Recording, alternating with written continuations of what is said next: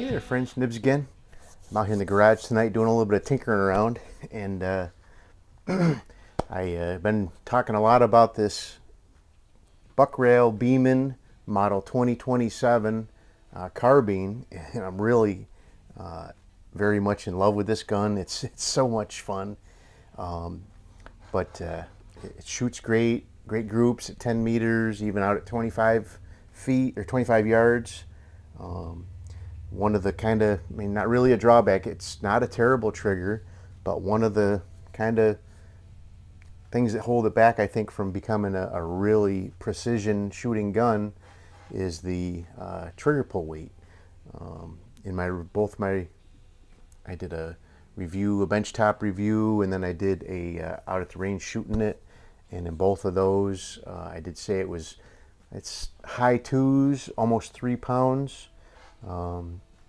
Which, like I said, is not terrible at all. It's pretty decent, but I did a little bit of investigation ahead of time, and just to see what it looked like, see if there's stuff I can do, and I tore it apart, and lo and behold, this is almost an exact replica copy of the Crosman triggers in like the Optimus and other Crosman.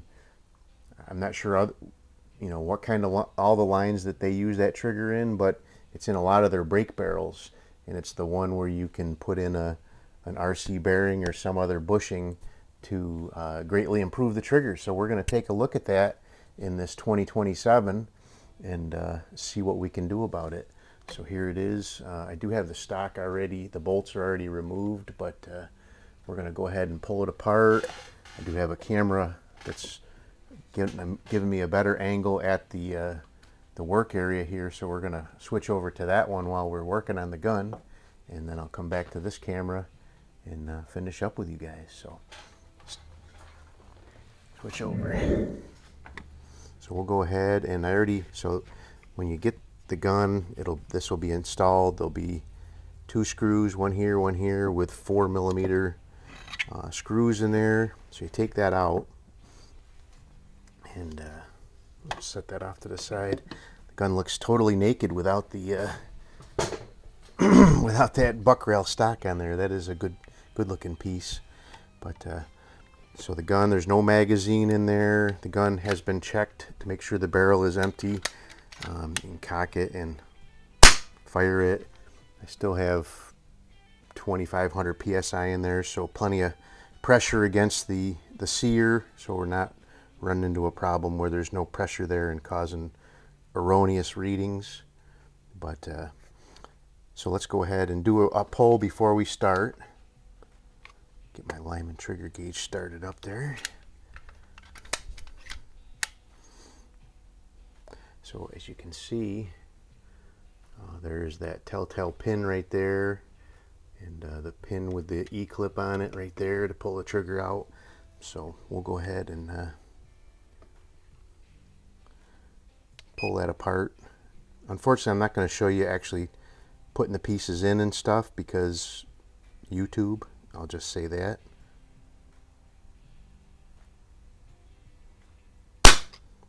Okay, so I had 3 pounds, 1.7 ounces. Let's just do one more to verify.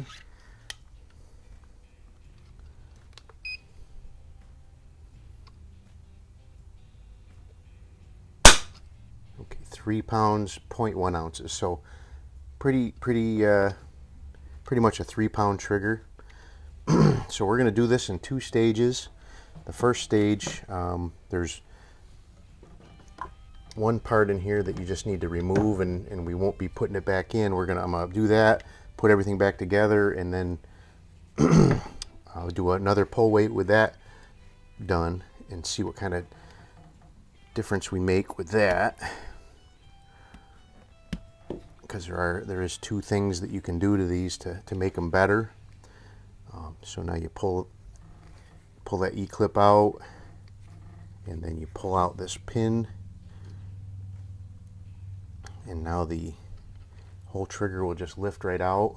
So now what we're going to do is sorry, this little pin right here with this spring, we're going to go ahead and we're going to pop those out.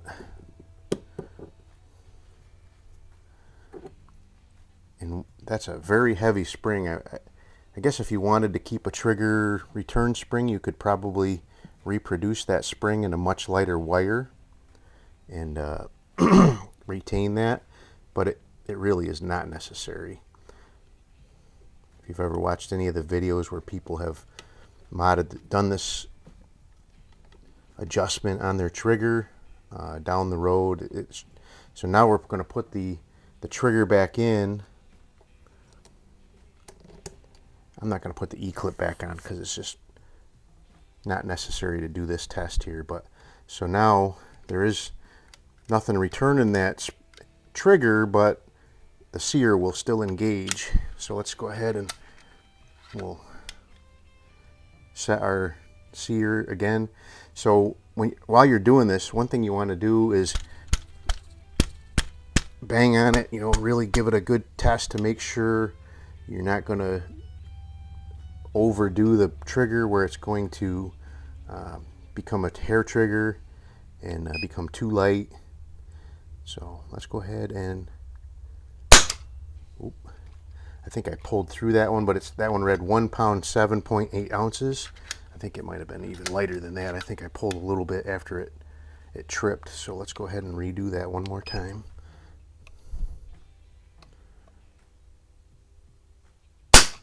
Okay, 1 pound 11 ounces. So, alrighty. So that's a huge improvement. 3 pounds down to 1.11. So the next part, I'm not going to show you on camera, but basically what you're going to do is take this little pin out here. It's a machined pin with high spot and a low spot, and you're going to take, so I've got these little, I've seen people do this with cutting pieces off a pen, but I went to the local RC shop and I bought these Traxxas bearings. They were only a couple bucks for 2 of them. So that bearing is going to go around this pin in the center here, and I'm going to cut this off, do that, and then I'll bring you back on once I got it back in there, and then we'll do some testing with it. So okay, I got you back on now, and you can see down in here, let me get down in here, you can just see the silver of that bearing, where it goes. And so basically what that is doing is when you take that trigger return spring out, there's a lot of slop in the trigger at that point. Before it was kind of a pseudo two stage, really wasn't. It was just a bunch of spring take up before that little bar would actually hit the sear trip bar.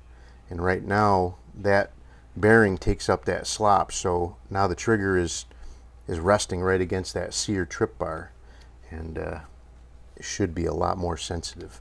But I have not put the E-clip back in yet. But alright, so let's go ahead and set our sear and just give it a couple taps, make sure it's not going to be too light.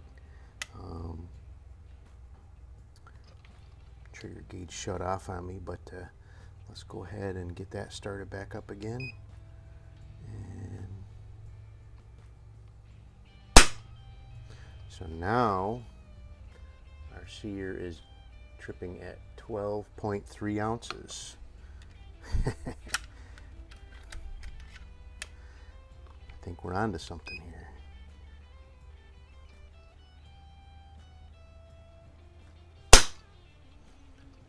15.6 ounces.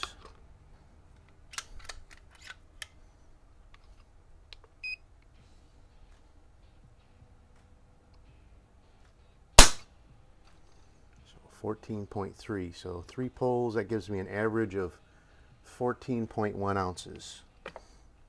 That from 3 pounds down to 14.1 ounces. I'm calling that good. So I'm gonna pause this camera and bring you back to the main camera. Alrighty, so there you go. There is the the Crosman bearing mod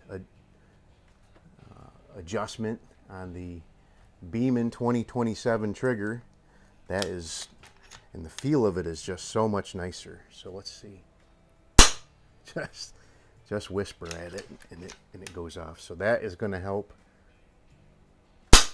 So if you notice, I have the red dot off of here because I'm going to put a scope on here and see if we can even more greatly improve the 25-yard accuracy.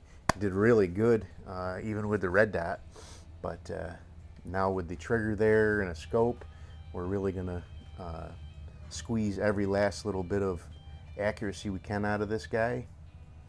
So anyway, there you go. There is the trigger adjustment for the Beeman Buckrail 2027. You could do this on just a standard 2027 pistol too, and it would be a phenomenal, probably be even more helpful as a pistol than as a carbine. But that's we're going to see how this goes out at the range. That you can just feel that it's so much nicer. So anyway, I hope you liked the video. Till next time, have a great day.